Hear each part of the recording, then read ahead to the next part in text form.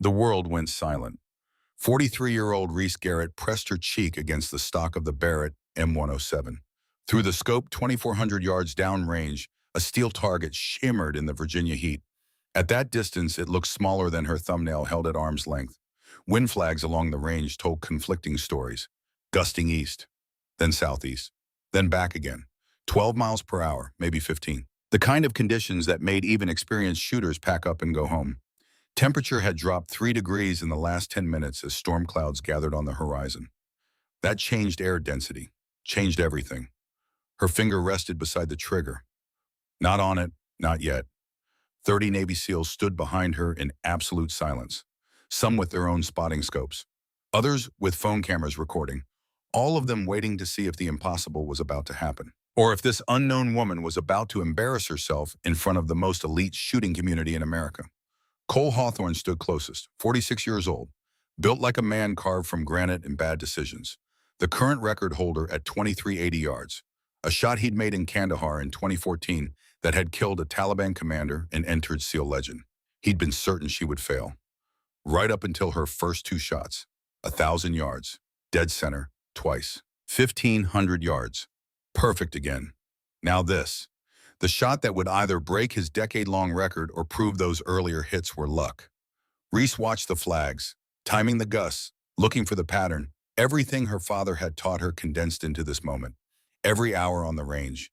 Every lesson about patience. Every reminder that shooting was meditation disguised as violence. The wind flags relaxed. Not still, never still, but steady enough. She moved her finger onto the trigger, started her exhale, found the space between heartbeats where the body went perfectly still, and squeezed. The Barrett roared, 50 caliber fury compressed into a fraction of a second. The suppressor tamed the blast, but nothing could hide the concussive force that rippled across the range like a shockwave. Reese rode the recoil, returned to the scope. The bullet would be in flight for nearly 4 seconds. 4 seconds of wondering if she'd read the wind correctly, if her calculations were right. If 5 years away from competition, shooting had dulled her edge past recovery. 4 seconds that felt like drowning. Then the sound reached them. A clear, unmistakable clang of metal striking metal. The tone that meant center mass, the sound that meant everything. The range exploded into chaos. SEALs shouting, someone threw their hat in the air, phone cameras swiveling to catch her face. Cole Hawthorne stood frozen, his expression cycling through disbelief, shock, and something that might have been respect. He walked over slowly, extended his hand. "Who the hell are you?" Reese stood, 5'5" in boots, auburn hair pulled back in a ponytail, wearing her father's old field jacket that still smelled like gun oil and pipe tobacco. She shook his hand. "Reese Garrett. My father was Colonel Declan Garrett. They called him Phantom." The color drained from Cole's face like someone had opened a valve. "You're Phantom's kid. I'm Phantom's daughter." 48 hours earlier, Reese's biggest problem had been making rent. The Anchor Bar sat 3 blocks from the Naval Special Warfare compound in Virginia Beach, the kind of place where the floor was sticky, the beer was cheap, and nobody asked questions they didn't want answered. Reese had been working there Friday nights for 6 months. Her third job on top of teaching American history at Richmond High School and weekend tutoring sessions for kids whose parents could afford $20 an hour. The math was brutal. 3 jobs barely covered a 2-bedroom rental and her daughter Lily's expenses. College savings, retirement. Those were luxuries for people who didn't live paycheck to paycheck. She wiped down the same section of bar for the 3rd time. 11:15 on a Friday night. Her shift had started at 4. Her feet ached. Her back ached. 43 felt like 63 after 9 hours of standing. The crowd was thick with SEALs, fresh off deployment, still carrying the tension of wherever they'd been, drinking like men trying to forget things that soap and water couldn't wash away. Cole Hawthorne held court at the corner table. She'd seen him before. Hard to miss. 6'2", broad-shouldered, with salt and pepper hair, and the kind of scars that came from doing things most people only saw in movies. His voice carried across the room with the easy confidence of someone who'd earned every syllable. 2380 yards, he was saying. Kandahar, summer of 14, temperature was 115, wind gusting to 20. I had to account for heat, shimmer, mirage, the whole 9 yards. He paused, took a drink, let the moment build. Headshot on a Taliban commander who thought he was safe behind a ridgeline. 1 shot, still unbeaten in SEAL history. His table erupted in approval, glasses raised. Someone called him Reaper. Someone else said something about God-tier shooting. Reese felt the words bubble up before she could stop them. My father shot farther. The table went quiet. Then every head turned. Cole's eyes found her, narrowed slightly. Say again, sweetheart. The endearment landed like a slap. Deliberate. Designed to put her in her place. Reese set down her rag. Every instinct screamed to back down. Apologize. Go back to being invisible.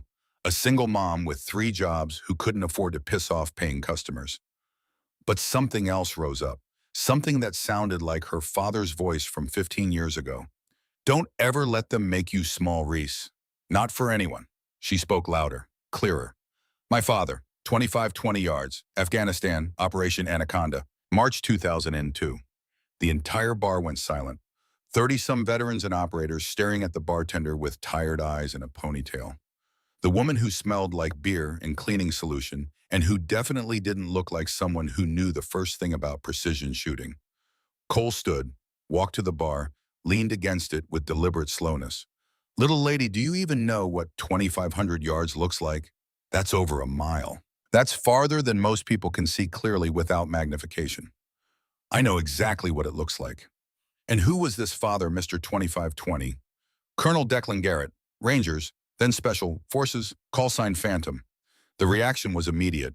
One of the older SEALs, a man in his 50s with gray hair and a face like weathered leather, let out a low whistle. Phantom Garrett. Jesus, I thought that was a ghost story. He was real, Reese said. And everything they say about him is true. Cole studied her face, looking for tells, looking for the lie. His expression shifted when he didn't find one. Phantom Garrett was your old man, yes. And he taught you to shoot from age 12 until he died 5 years ago. Cole pulled back slightly, reassessing, recalculating. Prove it. He gestured around the bar. Tomorrow morning, 0800, Virginia Beach Long Range Precision Complex. You make one clean shot at 1,000 yards in front of witnesses, and I'll apologize and buy you the nicest dinner in Virginia Beach. He paused, smiled, the kind of smile that didn't reach his eyes. But if you can actually break my record at 2,400 yards or better, I'll give you $50,000 cash and buy this whole bar. Make you a business owner. The offer hung in the air. $50,000, more than Reese made in a year from all 3 jobs combined. Enough to fix the transmission in her car. Enough to buy Lily's textbooks for college without taking out loans. Enough to breathe for the first time in years. But it also meant shooting in front of professionals who would know immediately if she was full of it. Shooting after 5 years of deliberately staying away from ranges. 5 years of trying to forget Afghanistan and friendly fire and the things that still woke her up at 3 a.m. with her heart pounding. Cole extended his hand across the bar. What do you say, Reese thought about the metal box in her storage unit, the one she'd been too scared to open since her father's funeral. The letter inside that started with, when you're ready. Maybe she was ready. Deal. His handshake was firm, calloused, the grip of someone who'd spent decades doing hard things. 0800, don't be late.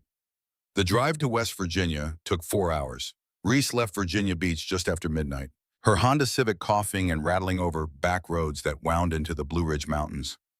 The cabin sat in a hollow surrounded by oak and pine, isolated, accessible only by a gravel road that turned to soup when it rained. She hadn't been back since the funeral. 5 years of avoidance. 5 years of pretending that not thinking about something made it go away. 5 years of being wrong about almost everything. Her headlights caught the structure at 2 in the morning. Small, single story, dark windows like closed eyes. The workshop beside it leaned slightly to one side.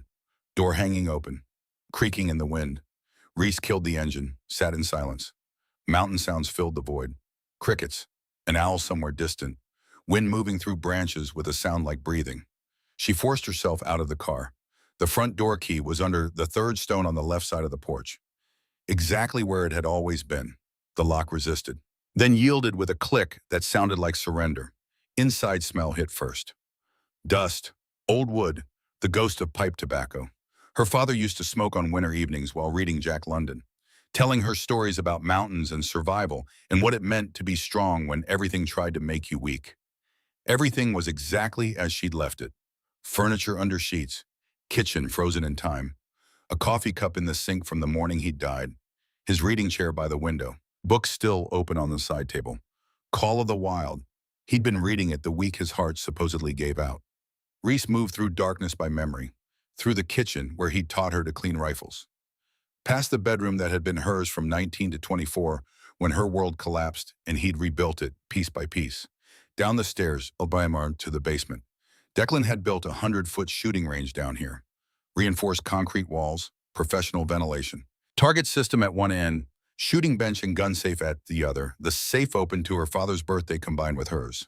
3/12/68, the rifles were still there, pristine, oiled, maintained in abandonment like he'd known someone would return eventually.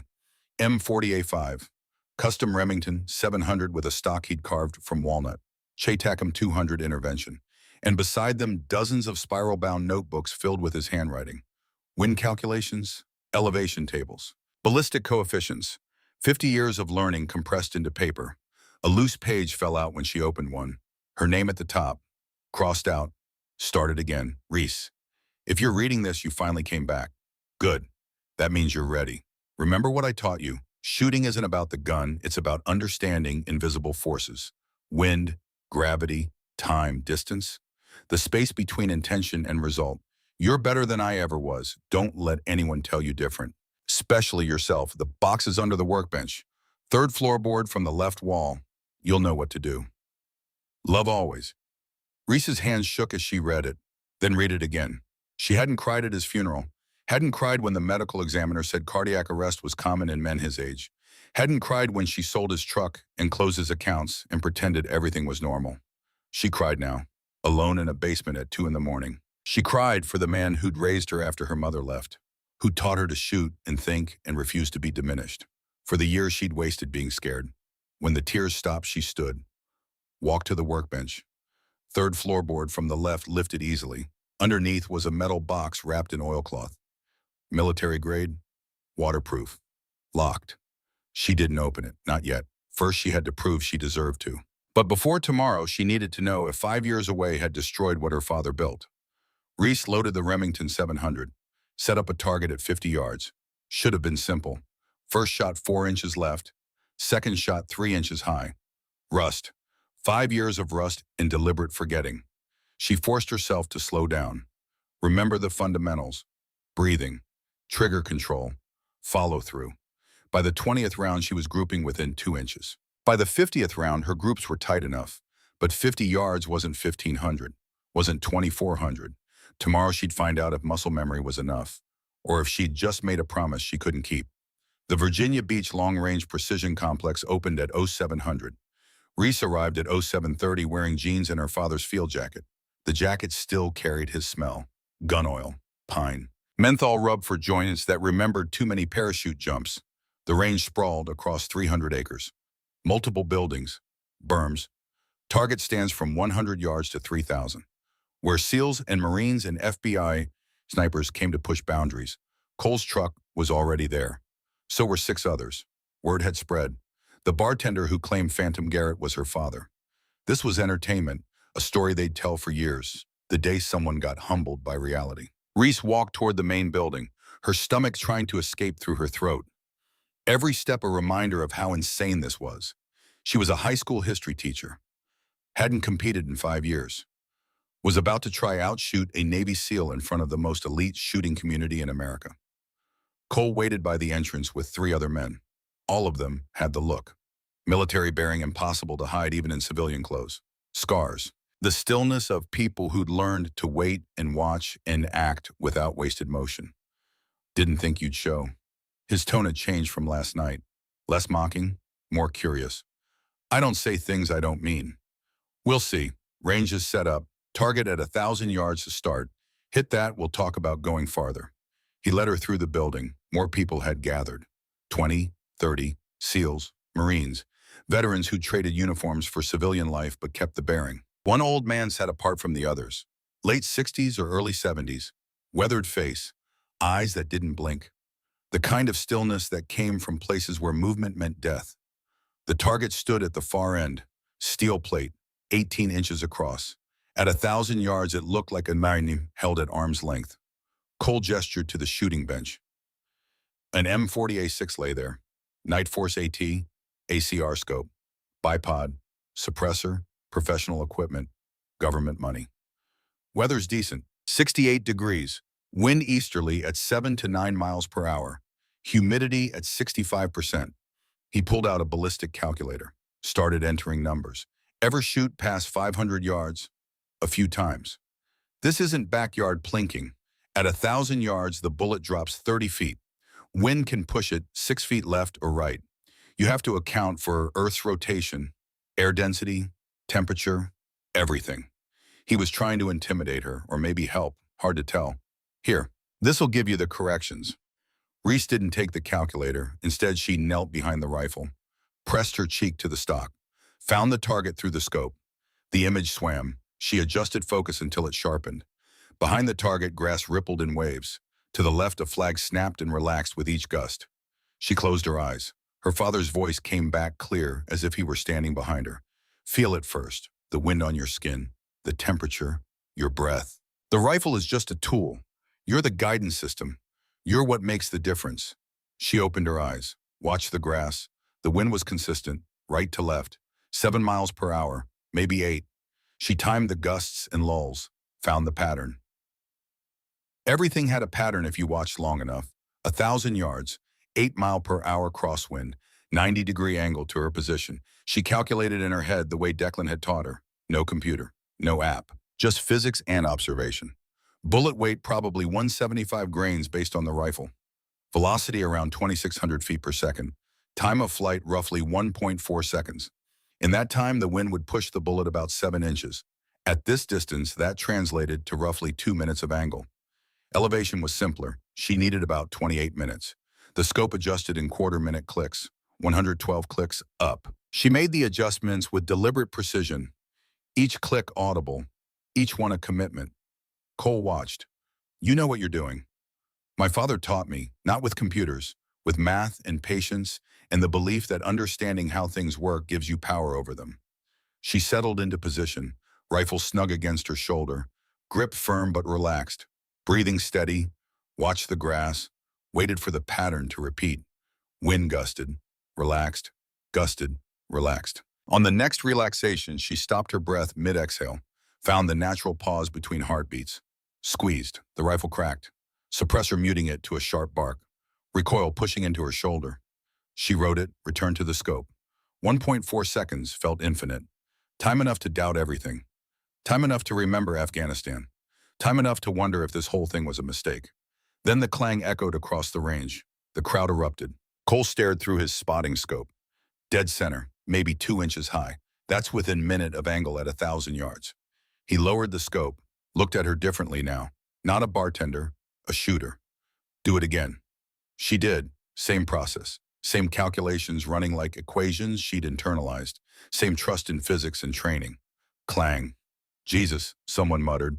Cole's expression had gone from skeptical to calculating. 1,500 yards. Well, they moved to a different position. New target. The steel plate looked like a pinhead now, a speck. Almost abstract. Wind had picked up to 12 miles per hour. Temperature dropping as clouds moved in. Air density changing. Everything shifting. Reese ran the numbers. 1,500 yards. Longer flight time. More wind drift. More variables stacking. The Earth's rotation became significant.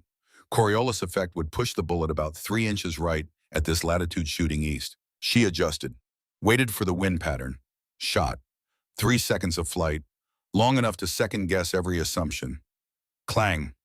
The old man who'd been sitting apart stood up, walked toward them with the careful gait of someone whose knees remembered too many hard landings.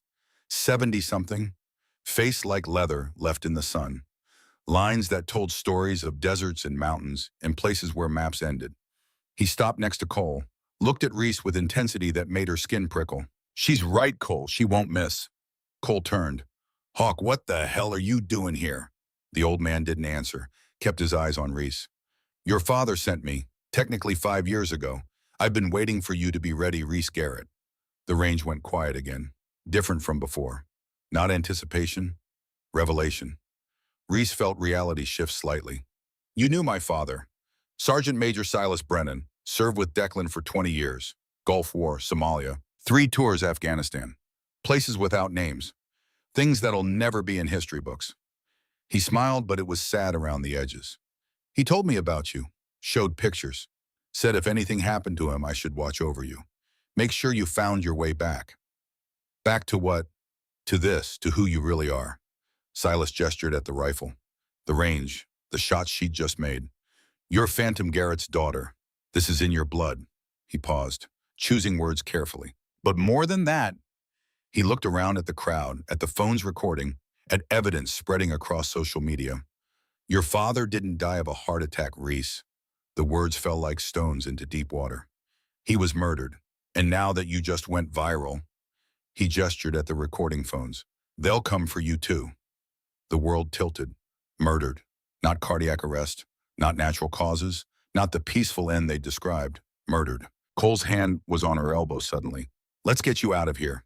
But Reese shook her head, pulled away. Not yet. She looked at the range, at the target at 2,400 yards that Cole had just had them set up. I came here to break a record. I'm going to break it. Cole started to protest. Silas held up a hand. Let her shoot. 2,400 yards. The distance that had stood unbeaten for a decade. The shot that would either make history or confirm she'd gotten lucky twice. Cole demonstrated first, showed her the setup, explained the challenges. Temperatures dropping, winds shifting every 30 seconds. You'll be shooting at a target 1.5 miles away. The bullet will be in the air for almost 4 seconds. Anything can happen in 4 seconds. He shot first. 3 attempts, 8 inches left, 6 inches right, 4 inches high. Close. Impressive, but not perfect. The wind was playing games, gusting and dropping and swirling in patterns the calculator couldn't quite predict. Reese didn't rush for the calculator. Instead, she watched, observed, timed. 5 minutes of watching grass and flags and dust devils forming and dissipating. 5 minutes of finding the rhythm. Every 2 minutes, the wind gusted hard, 15 miles per hour, then died down, dropped to 8 or 9, held there for maybe 30 seconds. That was her window. She calculated one last time. 2,400 yards, 4-second flight time, at 8 miles per hour, roughly 12 feet of wind drift, over 100 feet of drop.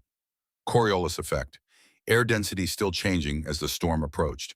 All of it approximate, all of it based on feel and experience, and 15 years of training with a man who'd made these shots when lives depended on precision. She waited, watching the pattern. 1 minute, gust hits, flag snapping horizontal. 30 seconds, wind dying. 20 seconds until the next gust. She settled into the rifle, slowed her breathing, found the target, a steel blur that might as well have been on the moon.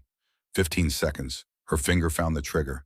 10 seconds, wind dying, flag relaxing, grass settling. 5 seconds, she pressed her cheek tighter to the stock, felt the rifle become part of her body. Exhale, half breath, natural pause, the space between heartbeats. Squeeze. The Barrett roared with enough force to rattle teeth. The suppressor directed blast forward, but the shockwave still rolled across the range like thunder. 4 seconds. Nobody breathed. 30 men frozen, watching a target 1.5 miles away. 4 seconds that felt like drowning, like falling, like every fear and doubt compressed into the space of a heartbeat. Then the sound reached them. Clear, unmistakable. The clang of metal meeting metal. The crowd exploded into chaos even before the spotter confirmed it. Dead center perfect hit 2,400 yards. Cole stood motionless, his face cycling through emotions too fast to track. He walked over slowly, extended his hand. Phantom would be proud. They shook. Who taught you to do that? Really, no bullshit. My father, Colonel Declan Garrett, Rangers, Special Forces. 3 tours Afghanistan.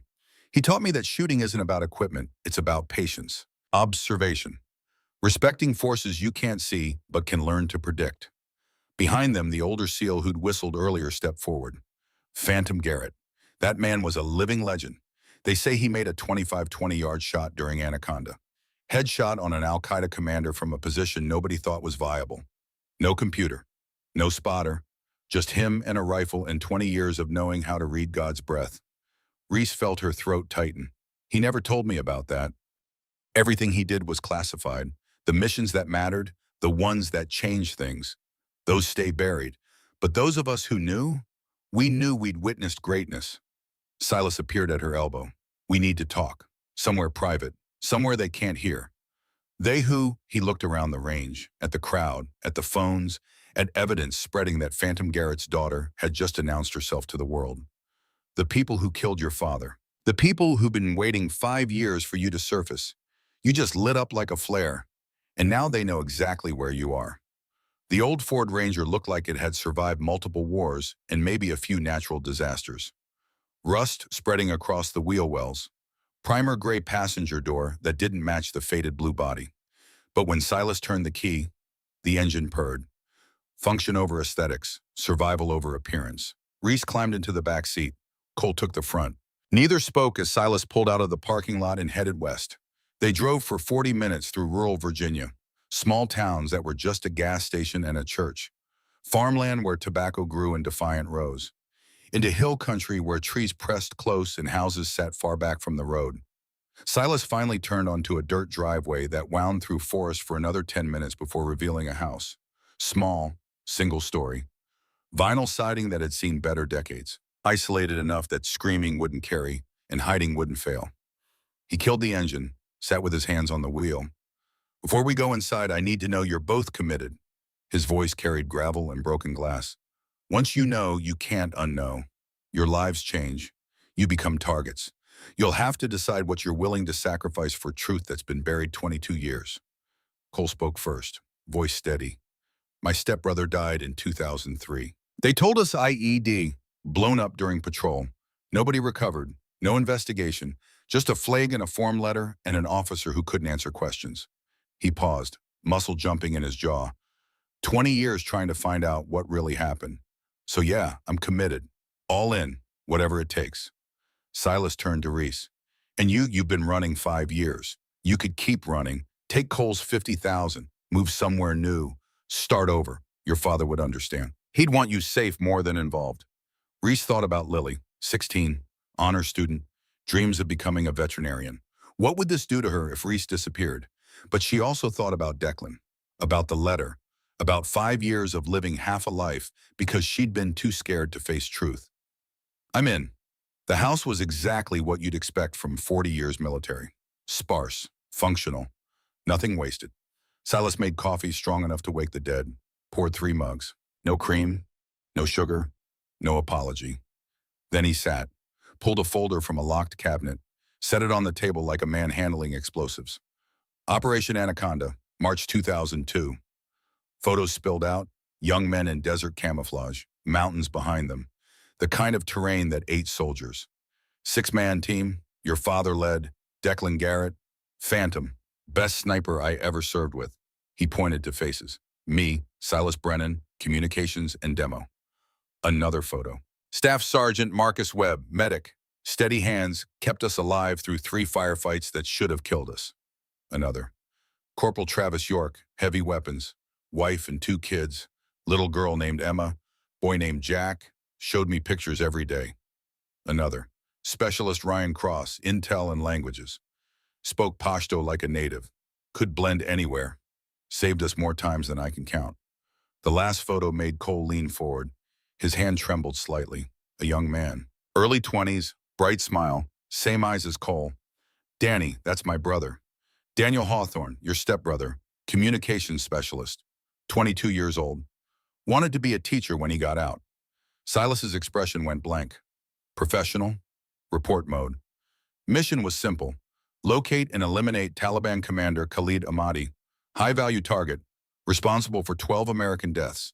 Intel said he was in a compound in Shaikat Valley.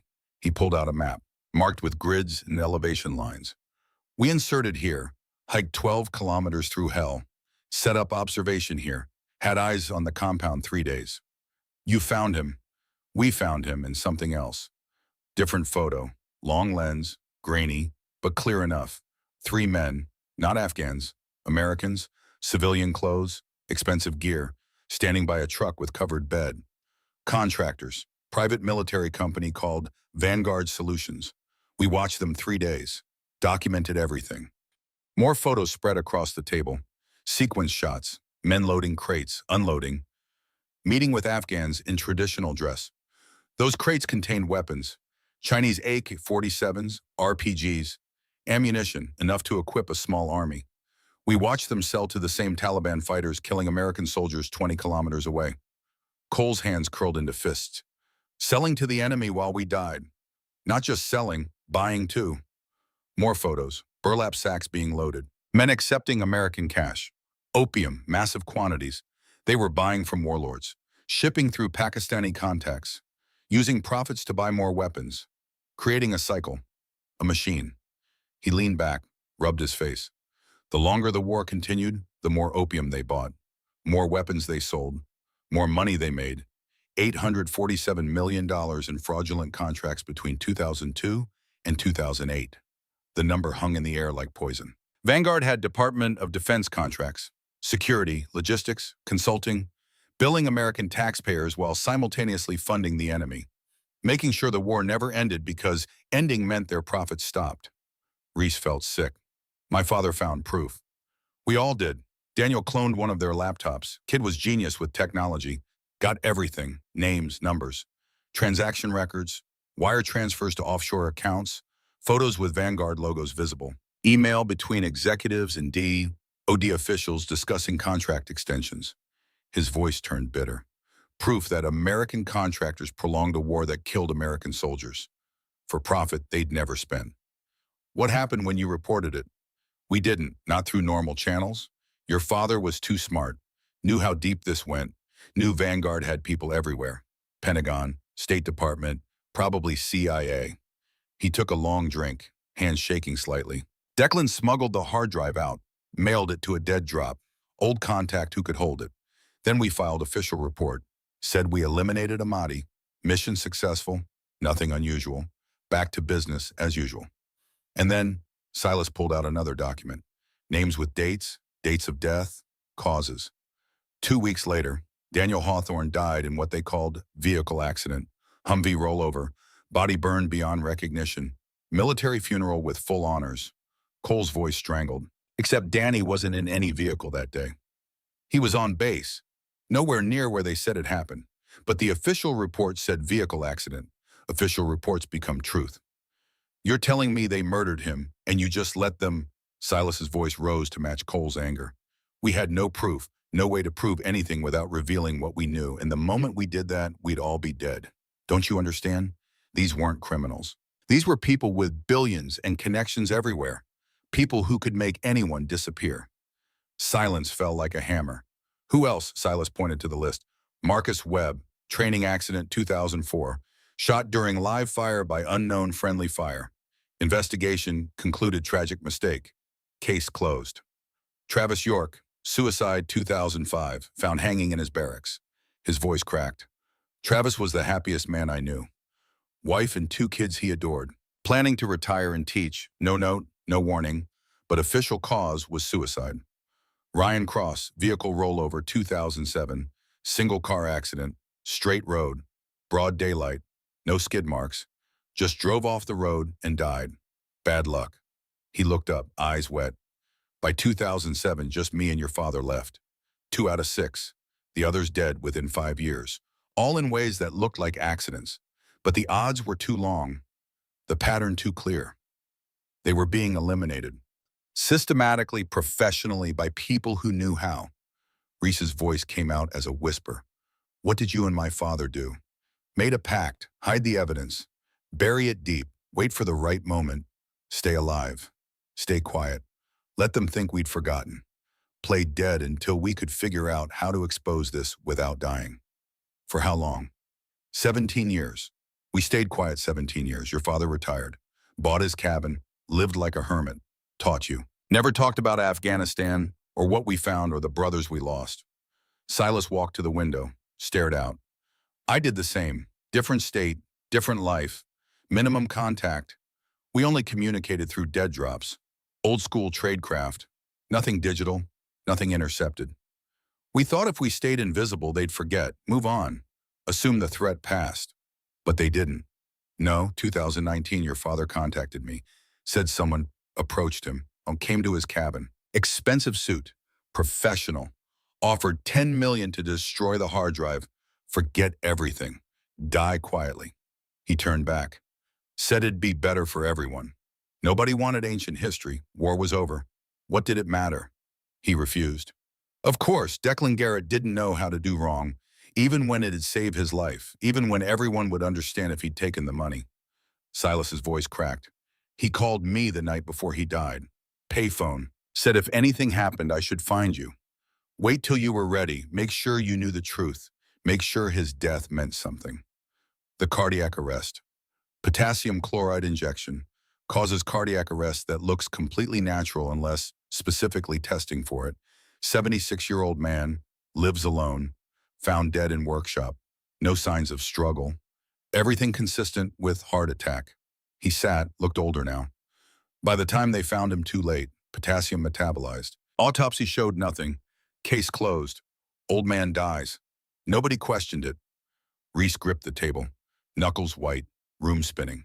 Her father, the man who raised her, who taught her strength, murdered, killed while she lived in ignorance, too scared to follow his letter, too scared to ask questions. Who? Single word, hard, angry, demanding. Who did it? Silas reached into the folder one more time. Single photograph, placed it carefully. Man in his mid-60s, corporate handsome. Expensive suit, American flag pin, shaking hands with someone cropped out. Conference room behind, money and power captured on film. Victor Sterling, VP of Operations for Vanguard Solutions 2002, running the show in Afghanistan, signed off on weapons deals and opium purchases. His finger tapped the photo. Now CEO of Sentinel Global Security. Same company, different name, rebranded 2010 after Vanguard got bad press. Reese studied the photo, memorized the face. Easy smile, confidence of a man who'd never faced consequences. 66 now, worth $2.3 billion. Sentinel has contracts with Pentagon, CIA, NSA, Homeland Security, State Department. Every agency that matters. Untouchable. Connected everywhere. Senators on speed dial, generals at his dinner table. Money to make problems disappear. Cole leaned over the photo. He ordered the hits. Can't prove it without the hard drive, but yeah, Victor had the most to lose. The laptop had his name everywhere. His signature on transfers. His email authorizing sales. His instructions on structuring contracts to avoid oversight. Silas met Reese's eyes. He knew what we found. Been eliminating witnesses ever since. Silence broken only by a clock ticking, each second falling like stones. Finally, Cole spoke. You said my father hid the hard drive. Where? Silas smiled. First genuine smile Reese had seen. Appreciation, respect. That's genius part. Declan knew they'd come after anyone associated, anyone who might know location. So he didn't tell anyone, not even me. Not one person knew. Then how? He left clues, in his letter, in journals, in training he gave you. Silas looked at Reese. Everything you need is in knowledge he passed down. Shared experiences only you have. Best encryption isn't digital. It's memory, experience, knowledge that can't be tortured out because only one person has the right combination. Reese pulled the letter from her pocket, unfolded it, read with new understanding, GPS coordinates, 34.8794 degrees north, 79.0128 degrees west. Cole was already on his phone. North Carolina, Uwharrie National Forest, middle of nowhere. Declan bought land there in the 90s, 20 acres of nothing, no structures, no improvements, no reason except hiding something. Silas flipped over a map, North Carolina, red X in dense forest. He buried it there, I'm sure. But I don't know exactly where. Coordinates get you to general area, 20 acres of forest, could search months without more specific information. Reese stared at the letter, her father's handwriting, instructions from beyond the grave. He said I'd know what to do. She closed her eyes, thought through 15 years of training, every lesson, every detail. Understanding crystallized, the metal box in her trunk. I need something. They walked outside. Reese opened the Honda's trunk, pulled out the metal box wrapped in oilcloth, set it on the truck hood. Simple combination lock. 3 numbers. She tried her birthday, 3/12/68, didn't open. Tried Declan's birthday. Nothing. Cole watched. What are you thinking? Everything means something, every detail. He never did anything without purpose. She looked at GPS coordinates again, 34.8794. Tried those on the lock. 348. Click. The box opened. Inside, wrapped in more oilcloth, a bullet casing, 50 caliber. Engraved carefully along the side.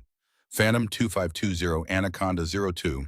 His record shot, Silas breathed. The 2520 everyone talks about. Reese turned the casing in her hands. Cool, heavy, real. He used it as a marker, a key, understanding formed like ice crystallizing. The hard drive is buried at the exact distance and direction from the coordinates as his record shot. 25-20 yards. I need to calculate direction based on something in his training. Something only I'd know. Cole whistled. Brilliant. Even if someone found coordinates, they'd have no idea where to dig. Need distance and bearing without that 20 acres and a needle in a haystack. But you know, Reese thought hard, 25-20 yards from coordinates.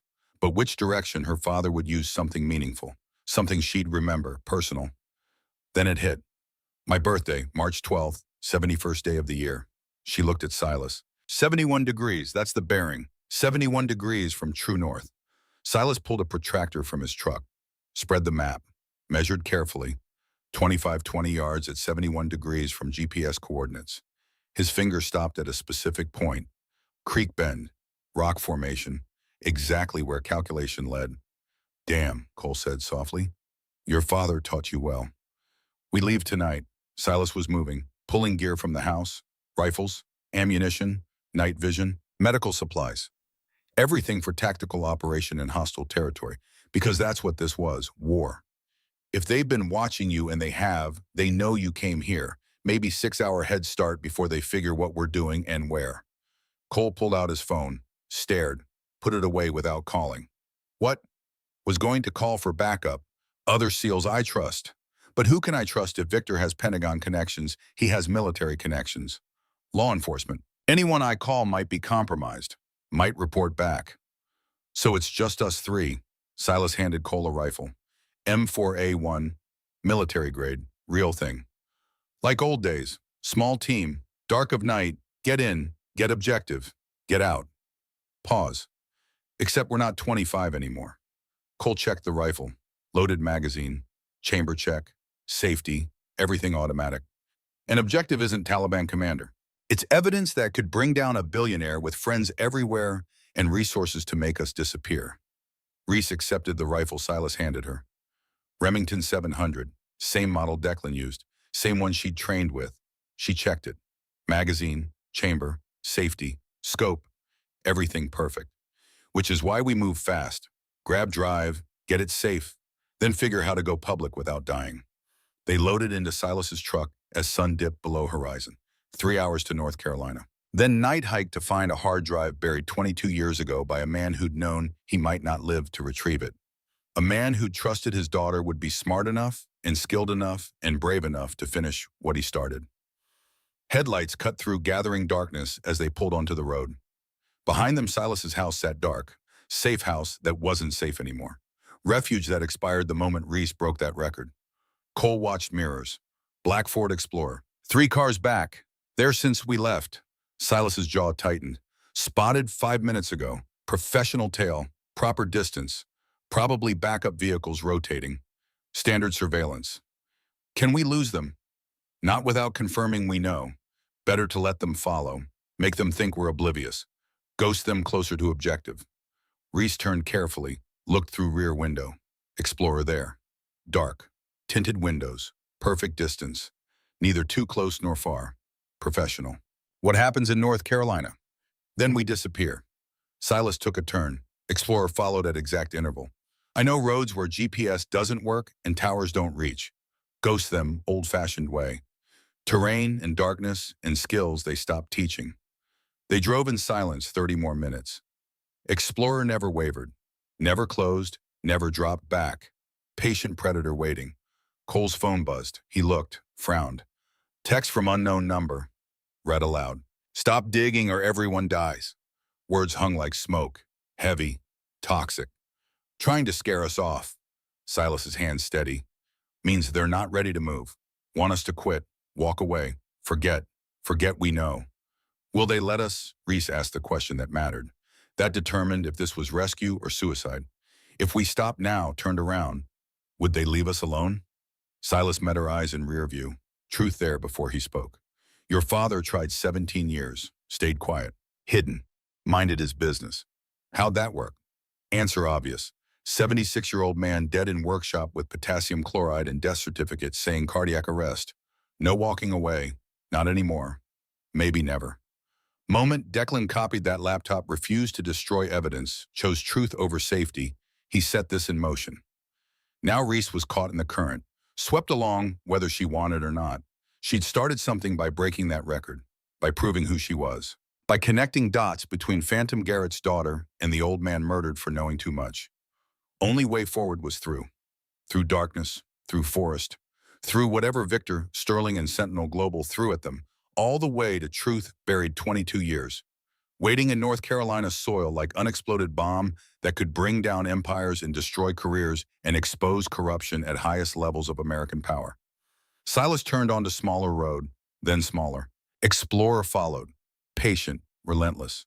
Machine following programming. Cole pulled device from pack. Small, electronic. Looked at screen, face hardened. GPS tracker, under rear wheel well. They're at least a bay, probably longer. Of course, they'd known about Reese before she'd made the shot. Watching, waiting, tracking movements with electronic precision. Shot just confirmed suspicions. That Phantom Garrett's daughter wasn't just a teacher. That skills had been passed down. That knowledge hadn't died.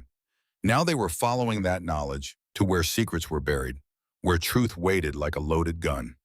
Silas pulled off main road onto dirt track barely wide enough for truck. Vehicle bounced over roots and rocks. Explorer followed, headlights painting shadows through trees. Closer now, less patient, sensing time running out. Hold on. Silas killed headlights. World went dark. Only moonlight filtered through canopy. He accelerated. Truck lurched forward blind. Branches scraped sides like fingernails on chalkboard. Something crunched under tires. Behind them, its Explorer's headlights vanished as it went dark too. But Silas knew this road, had driven it 100 times preparing for moments like this. Hard left onto trail, barely wider than truck. Branches closed from both sides. Kind of trail you'd miss if you didn't know exactly where. Explorer missed the turn. Brake lights flashed red. Too late. By the time they corrected, Silas had gained quarter mile. He drove 10 more minutes. Twisting, turning, following paths that weren't on maps, that existed only in memory of old soldiers who'd learned terrain was sometimes the best weapon. Finally pulled truck into ravine. Killed engine. Silence rushed in. Forest breathing. No headlights, no engines, just wind in trees and distant owl hunting. We walk from here, 5 miles to coordinates. Move fast and quiet there by midnight. Retrieve drive, gone before they figure where we went. They geared up in darkness. Rifles, night vision, water, first aid. Silas moved with practiced efficiency. Cole with precision of muscle memory. Reese tried keeping up, copying movements, hoping body remembered enough training. They moved into forest in tactical formation. Silas on point, Cole rear security. Reese in middle with GPS unit guiding toward coordinates that represented salvation or damnation. Forest alive with night sounds. Crickets, frogs, small animals in undergrowth. Fox calling distant. Creek gurgling over rocks worn smooth by centuries. Reese's heart hammered. Every shadow looked like threat. Every sound like approaching danger. But Silas and Cole moved with calm confidence. Weapons ready, eyes scanning, bodies loose and prepared for violence that might not come, but probably would. After an hour, Silas raised fist. Everyone stopped. He pointed. Through trees. Small clearing ahead. 6 figures moving with tactical precision. Dark clothing, weapons, night vision. Professional operators doing professional work. They'd beaten them here, despite tail shaking, despite tracker removal. Sentinel predicted where they were going and got there first. Set up, waiting. Cole leaned close to Silas's ear. Whispered something Reese couldn't hear. Silas nodded, made hand signals. Wordless communication from years operating together. They backed away, slowly. Circled around. Forest became ally, concealing movement. Masking approach with wind and animal sounds and natural chaos. Took 30 more minutes getting into position. Ridgeline overlooking clearing. 200 yards separation. High ground, tactical advantage that determined battles. Through night vision scope, Reese could see clearly. 6 contractors, professional, military bearing, digging. Already dug 3 holes, different locations. Searching, testing. Looking for hard drive using methods that'd take days to cover 20 acres. They didn't know about calculation. About 25-20 yards at 71 degrees. About specific spot by creek bend where Declan buried insurance. Searching blind, hoping, guessing, using resources and manpower to make up for lack of intelligence. Silas pointed to location 50 yards from where contractors dug. That was the spot. Real location. They could see it from here. Distinctive rock formation. Creek bend. Exactly where Reese's calculations predicted. But between them and that spot stood 6 armed men sent to kill them. Cole leaned close, breath warm against her ear. Can you make the shot? She looked through scope. 200 yards. Night. Moving targets. Wind minimal. Temperature cool. Visibility good with night vision. Kind of shot that'd be easy in daylight. Harder now, but not impossible. Yes. If this goes bad, we'll need you covering. Silas and I moved to location. Retrieve drive. You keep them pinned. Keep them from flanking. Keep them from killing us. Could she shoot at human beings? People who die if her bullets found marks. People with families and lives and dreams ending because she pulled trigger. She thought about her father, about Daniel and Marcus and Travis and Ryan, about all the soldiers who died in war prolonged for profit, about men who'd made billions from blood, about justice and right and wrong, and whether any mattered when alternative was letting evil win because too scared to do what needed doing. Yes, Silas checked watch, looked at Cole. Wordless communication passed, language of men who'd fought together, trusted each other with lives where trust was only currency. They moved, silent as ghosts, down ridge, into forest, toward rock formation and buried truth that could change everything. Reese stayed on ridge, rifle steady, breathing controlled, watching through scope as 2 old warriors crept through darkness toward destiny, 22 years making. Contractors hadn't spotted them, still focused on methodical search, digging, testing, looking in wrong places because they didn't know how Phantom Garrett thought, didn't know about calculations and distances and how a father leaves clues in training he gives daughter. Silas and Cole reached rock formation, started digging, fast but quiet. Dirt flying in controlled amounts. Disciplined, professional, product of decades doing this work. One contractor turned, raised night vision, scanned area. Reese's crosshairs settled on his chest. 200 yards, center mass, easy shot. But it announced presence. Start fight they might not win. Her finger touched trigger. Not yet, not unless necessary. Hold fire until moment demanded. Contractor's radio crackled. He responded, turned away, back to supervising dig. Silas's hand disappeared into hole he'd been digging. Came back up, holding something. Waterproof case. Military spec. Kind that could survive burial for decades. He showed Cole. Even from 200 yards, Reese could see relief on both faces. They'd found it.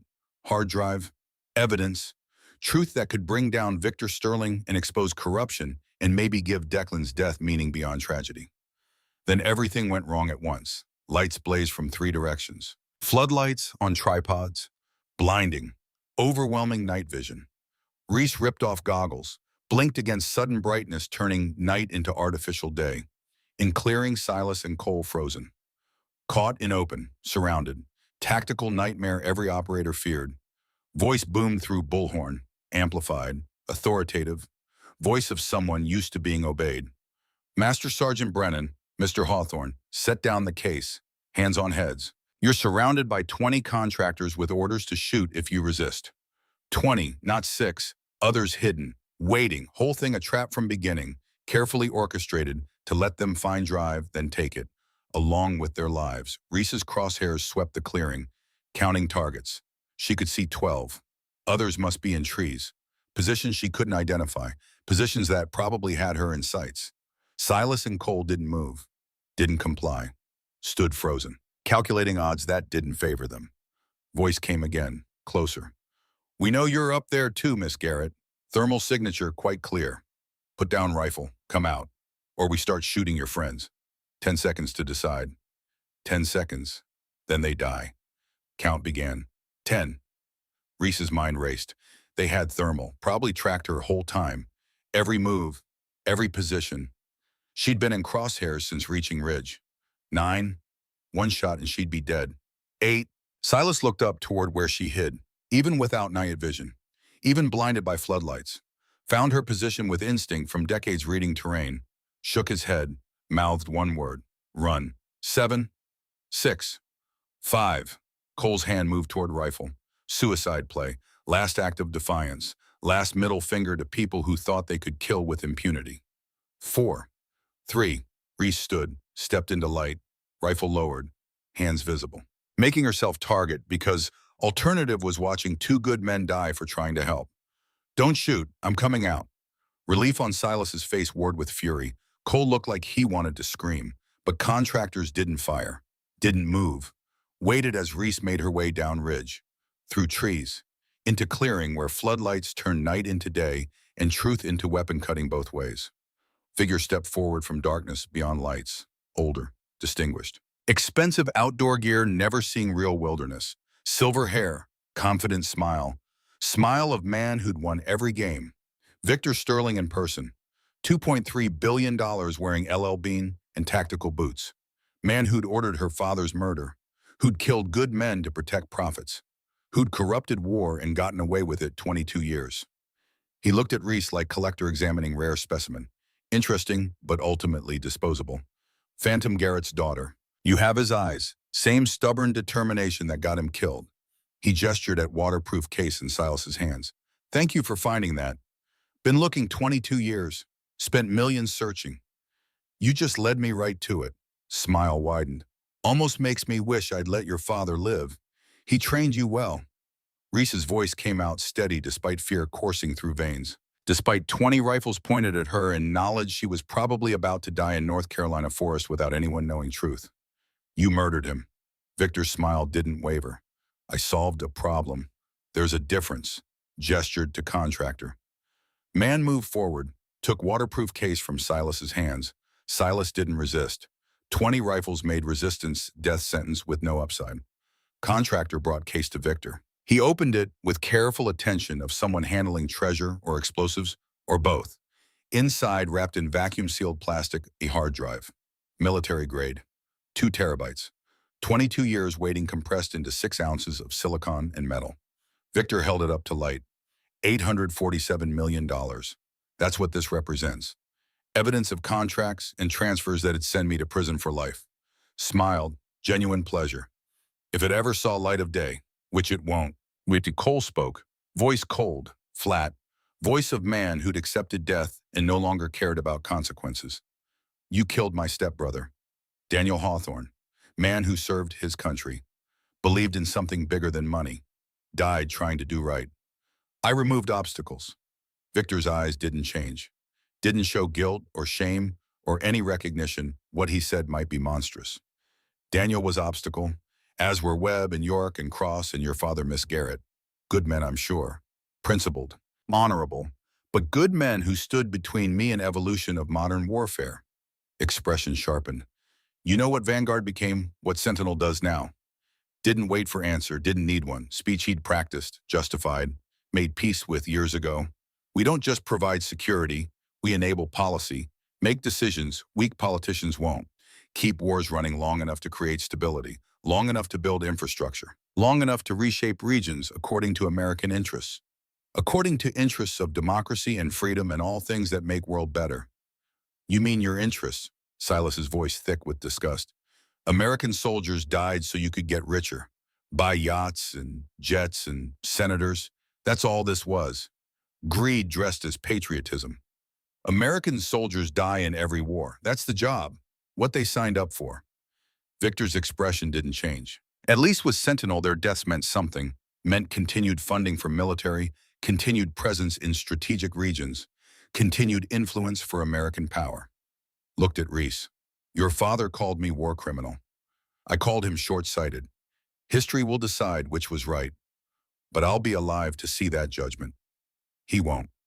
Reese's hands clenched into fists, every muscle screaming to move, fight, do something other than stand here listening to man justify murder, with economics and geopolitics and sociopathic reasoning putting profit over human life.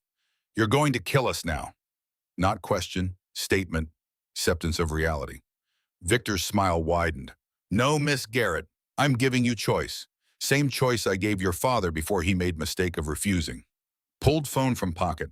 Tapped screen with deliberate slowness. Showed what displayed. Bank account. Offshore account with balance that made her breath catch and mind go blank and entire worldview shifts sideways. $20 million. Wire transfer, instant, untraceable. Split 3 ways, 6.6 million each. Enough to disappear anywhere. Live without worry. Forget tonight happened. Offer hung like poison. Beautiful, tempting, absolutely corrupting. Kind of money that changed everything, made problems disappear, turned principles into luxuries you couldn't afford. Cole laughed, sharp, bitter. Laugh of man hearing something so absurd it circled back to comedy. You think we can be bought after what you've done, after people you killed. Everyone can be bought, just question of price. Victor's eyes moved between them, reading, calculating, processing. Your stepbrother couldn't be bought, but he was young, idealistic, stupid. You're older now, seen how world really works, how justice is luxury the powerful afford and powerless can't. How principles don't pay rent or put food on table or matter when you're dead. Silas spat on ground. Blood money, that's all. Money earned from deaths of men who trusted their country, believed they were fighting for something that mattered. All money is blood money if you trace back far enough. Every fortune built on someone else's suffering. Victor pocketed phone. But I'll make it easier. Take money and live, or refuse and die right here, right now. Your body's never found. This clearing seeded and fertilized. 5 years, no one will know anything happened. Your disappearances, mysteries. Tragic, but ultimately forgotten. Reese's mind raced, looking for options, looking for leverage, looking for anything that might shift calculus from certain death to possible survival. Her father had been in this position, been offered money, refused, died for that refusal, but he'd also left clues. Prepared, planned for this moment, even if he hadn't lived to see it. You need us alive. Words came out before she'd fully formed thought. Instinct, desperation, hope, all mixed. Victor's eyebrow raised. Interested? Curious? Interesting. Why would I need that? Because you don't know if that's only copy. She was bluffing, making it up. But Victor didn't know, couldn't know. My father was too smart to bury one hard drive without insurance, without backup, without protection. Voice gained strength, confidence born of desperation. For all you know, there are 3 more, 5 more, 10 more, hidden in locations only we know. Places you'll never find without our cooperation. Bluff, desperate gamble. Hail Mary thrown into darkness hoping someone would catch. Reese had no idea if there were other copies. Declan never mentioned backups. But Victor didn't know, couldn't know. And doubt was weapon when you had no others. His smile faded slightly. First crack in confidence. First hint that maybe, possibly, he didn't have complete control. Your father had 22 years to reveal evidence if he had copies. He didn't, which means this is it, only copy. Or means he was waiting for right moment, waiting for people he could trust, people who'd know what to do with it. Reese took step forward. One contractor raised rifle. Victor waved him off. You kill us, you'll spend rest of your life wondering if somewhere backup exists. Wondering if tomorrow's the day it surfaces. Wondering if every journalist who calls every investigation that opens is beginning of end. Victor studied her face. Long seconds passed. Forest sounds seemed to pause, waiting for his decision. Floodlights hummed, generators running somewhere in darkness. Electricity powering this moment where truth and power collided. You're bluffing. Maybe, or maybe my father taught me more than shooting. Maybe he taught me about dead drops and insurance, and how to make sure powerful men stay awake at night, wondering if they've really won, or if they're just waiting for axe to fall. Silence stretched. Victor's jaw worked like chewing on scenarios, calculating probabilities, running risk assessments the way CEOs did, way men with billions did when faced with threats to empire. Finally spoke. Prove it. Tell me where another copy is hidden, right now. If you're telling truth, you'll know. If you're bluffing, you won't. Reese's heart hammered. She had nothing. No proof, no backup location, just desperation and hope someone somewhere thought ahead. Then Cole's voice cut through tension. Steady, confident. Voice of man who'd just drawn royal flush. Fort Bragg, safety deposit box. Bank of America branch on Bragg Boulevard. Box number 347. Keys hidden in base of flagpole at Special Operations Memorial. Paused. Let it sink in. Your father told me that night he called, week before he died. Said if anything happened, that's where I'd find insurance. Said you'd need it someday. Reese stared at Cole. Was he telling truth or making same desperate bluff? His face gave nothing. Stone, professional. Face of man who'd learned to lie convincingly where bad lies got you killed. Victor's eyes narrowed. Check it. One contractor pulled out laptop, satellite connection, typed rapidly. Pulled up what looked like bank records. More typing. Face went pale. Sir, there's box registered under that number. Rented 2019. Still active. Monthly payments from account registered to David Hawthorne. Cole's father, Daniel's father, man who'd lost son and spent rest of life grieving. Maybe man who'd helped Declan set this up. Maybe man who'd understood some fights continued long after fighters died. Victor looked at hard drive in hands, then at them, then at contractors. Mental calculations visible in tightening jaw, narrowing eyes, shift in posture from confident to cautious. There's fourth option, voice silk over steel, smooth and dangerous. I keep you alive, but not free. Comfortable imprisonment, facility, secure, off books. You live there until I verify every backup found and destroyed. Could take months, could take years, but you'd be alive. Better than alternative. That's not living, Silas's voice flat, final. That's just slow death. Prison with better amenities. No different than killing us, except we watch ourselves waste away. Best offer you're going to get. Reese's mind worked frantically. They were trapped, outgunned, surrounded. Even if they fought, even if they took some contractors, they'd still die. Hard drive would disappear. Truth would stay buried. Victor would win. Everything Declan fought for would be for nothing. Unless, I'll make you counteroffer. Victor's eyebrows rose. Amused. Interested. You're not in position to negotiate. I broke 10-year seal record today, in front of 30 witnesses with cell phones. That footage is all over social media by now. Military forums, shooting communities. Phantom Garrett's daughter is famous as of 6 hours ago. Paused, let him process.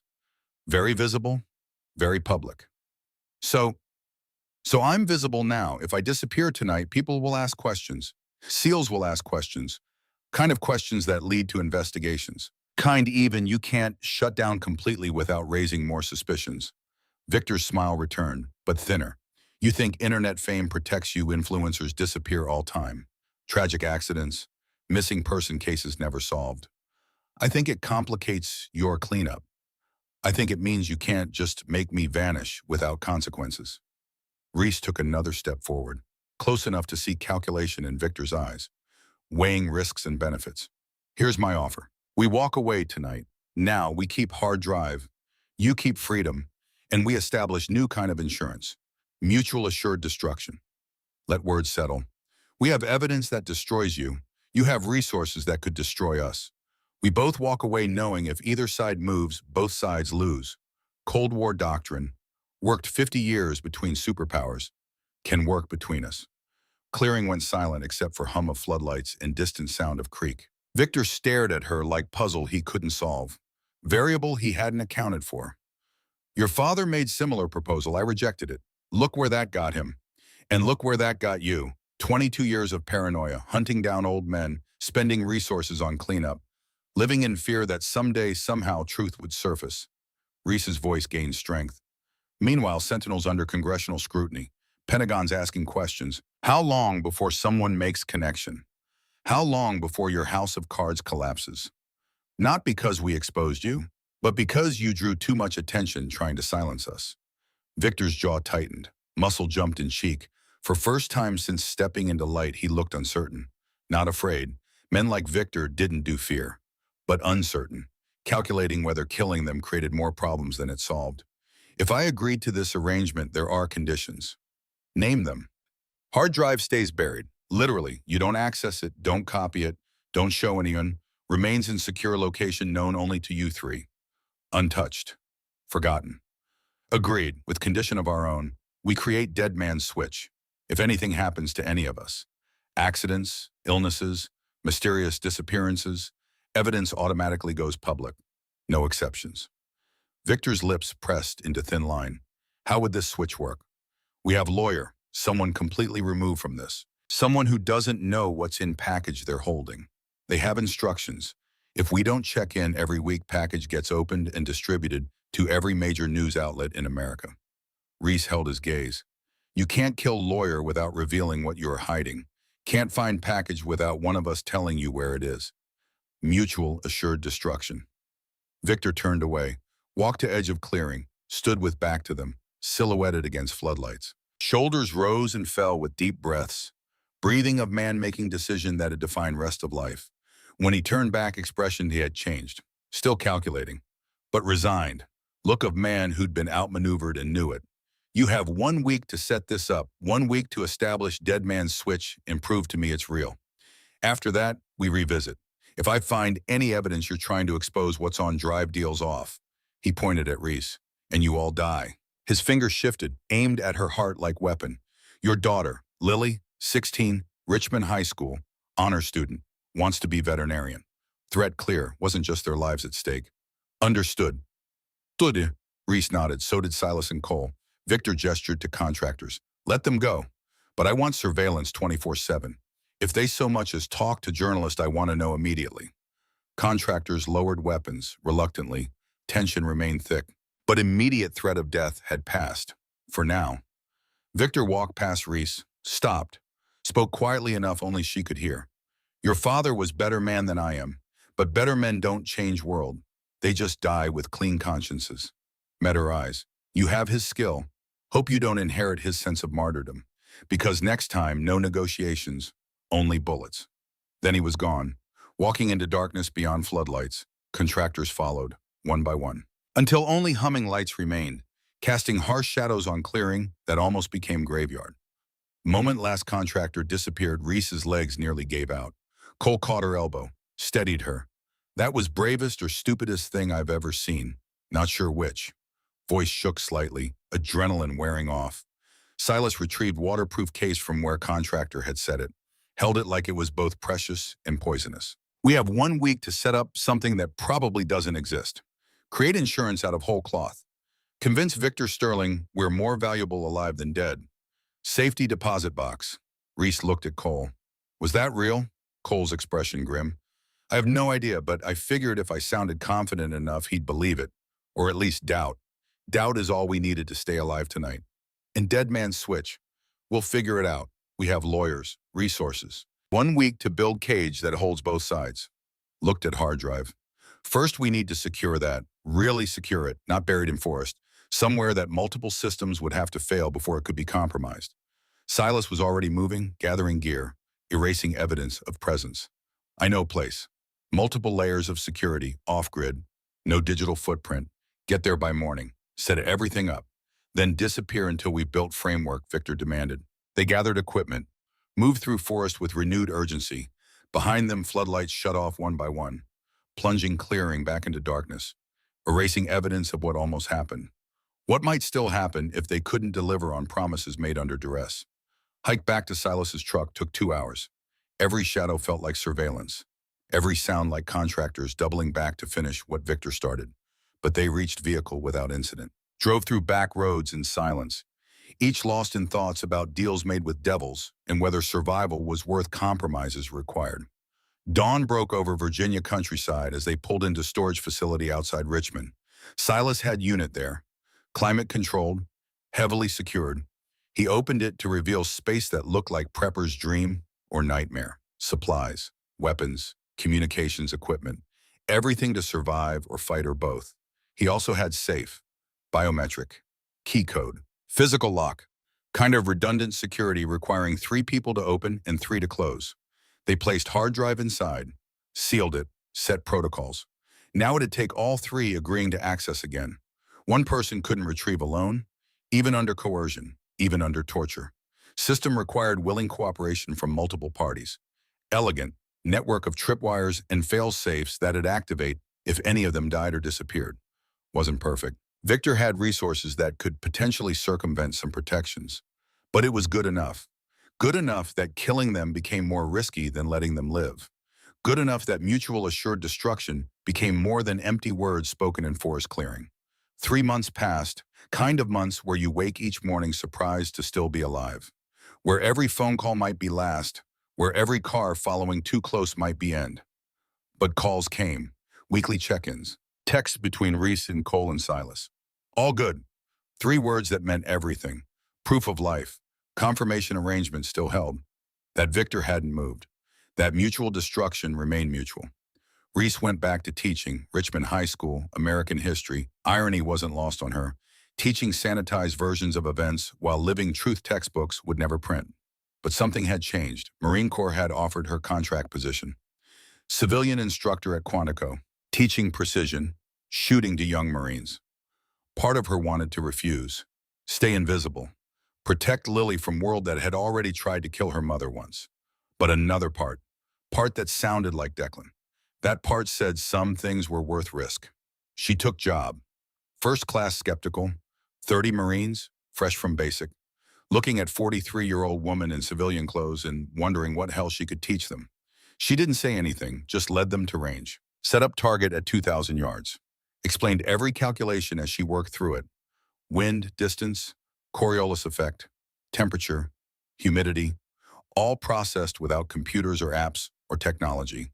Just math and observation and knowledge that came from 15 years training with man who'd understood excellence was built from thousands of small decisions done right. Then she shot. Dead center. Metallic clang echoing across range like bell announcing truth. Skepticism evaporated, replaced by attention, respect, hunger to learn from someone who'd proven themselves in only language that mattered to warriors. Now 6 months later, she stood in her office. Small, Spartan, but hers. On wall hung photo of Declan in Afghanistan. Young, intense, holding rifle like it was extension of soul. Next to it, bullet casing from his record shot. 25 20-yard shot that had become legend. That had become key to finding truth buried in North Carolina soil.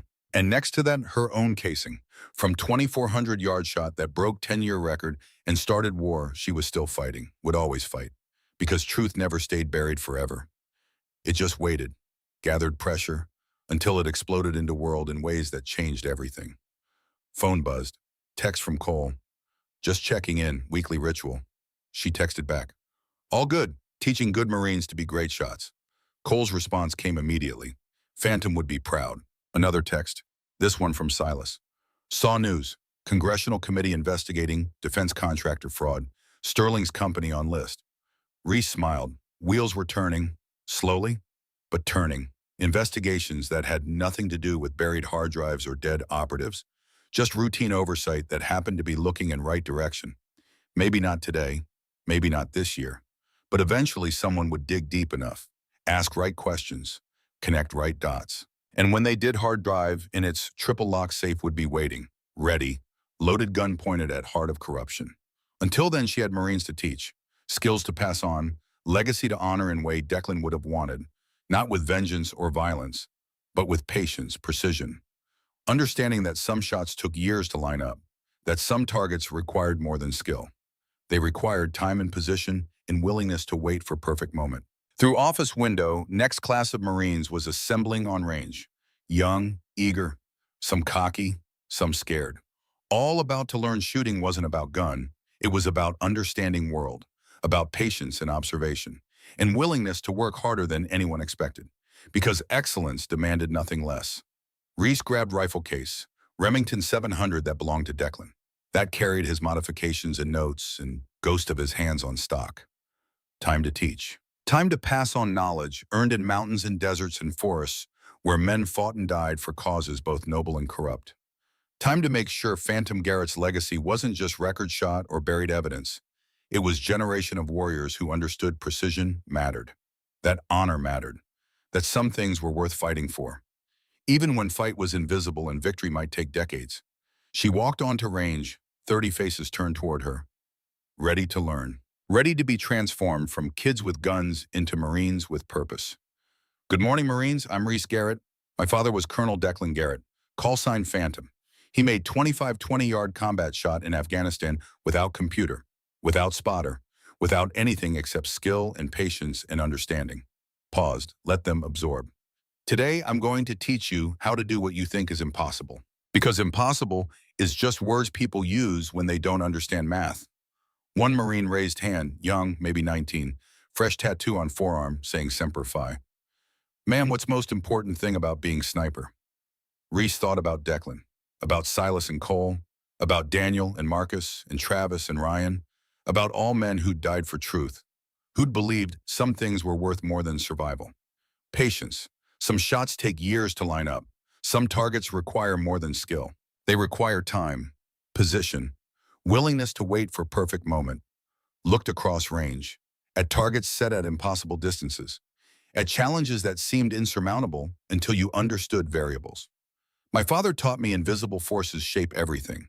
Wind, gravity, time, pressure, all working together or against you depending whether you understand them. And another Marine spoke, older, maybe late 20s, combat action ribbon on chest. Is it true you broke Cole Hawthorne's record? Yes. How? Reese smiled. Kind of smile that carried weight. History. Lessons learned in blood and darkness and spaces between heartbeats where decisions were made. By remembering excellence isn't about being perfect. It's about being present, understanding moment, respecting invisible, and refusing to miss when it matters most. Gestured to range. Let's get started. That evening, Reese drove home to small house she rented in Richmond. Lily in kitchen, homework spread across table, earbuds in, tapping pencil to music Reese couldn't hear. She looked up when her mother entered, pulled out one earbud. How was work? Good. Taught some Marines that impossible is just math they haven't learned yet. Lily rolled eyes, but smiling. You sound like Grandpa. Words hit harder than expected. Reese felt tears sting eyes, blinked them away. I'll take that as compliment. It was meant as one. Lily went back to homework, then paused, looked up again. Mom, can I ask you something? Always. Why do you do it teaching, shooting, all of it? You could just, I don't know, live normal life, not work so hard, not worry so much. Reese sat across from her daughter, looked at this person she'd brought into world, this bright, beautiful girl who wanted to save animals and believed world was fundamentally good. How do you explain darkness about corruption, about men who profit from blood? How do you explain sometimes price of peace is eternal vigilance? Because some things are worth fighting for, and some people are worth remembering. Like Grandpa. Like Grandpa. Lily considered this, nodded, went back to homework. Reese stood, walked to window, looked out at quiet street, normal suburban evening, kids playing basketball, someone walking dog, life continuing like it always did. Oblivious to wars fought in shadows. Phone buzzed one more time. Unknown number. She almost didn't open it, but something made her look. Single photograph. No message. Photo showed Victor Sterling, leaving what looked like Senate building, surrounded by men in suits, his face composed, confident, but there was something in eyes, something that might have been worry or might have been nothing. Photo disappeared as soon as she'd seen it, self-destructing, leaving no trace. Message. From someone, Silas maybe, or Cole, or someone else entirely. Reminder that game continued, that Victor was being watched just as they were being watched. That balance held, precarious, dangerous, but held. Reese deleted notification, went back to kitchen, helped Lily with chemistry homework, made dinner, did dishes, lived normal life that sat on top of truth like ice on dark water.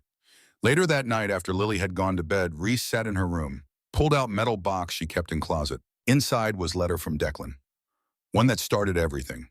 She unfolded it carefully, read it for thousandth time. Words at end. You're better than I ever was. Don't let anyone tell you different, especially yourself. She folded it back up, placed it in box, closed lid. Tomorrow she'd teach more Marines.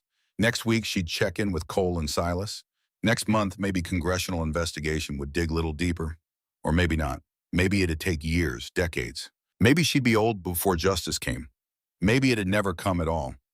But she'd keep teaching, keep passing on skills, keep honoring memory of man who'd believed some truths were worth dying for. Because in end, that's what mattered. Not victory, not revenge, not even justice, but refusal to forget, willingness to carry weight of truth even when no one else knew you were carrying it. Understanding that excellence wasn't about being seen or recognized or celebrated. It was about doing what needed doing.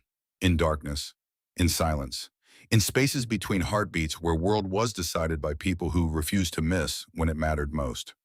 Reese turned off light, lay down, closed eyes. But sleep wouldn't come. Not yet.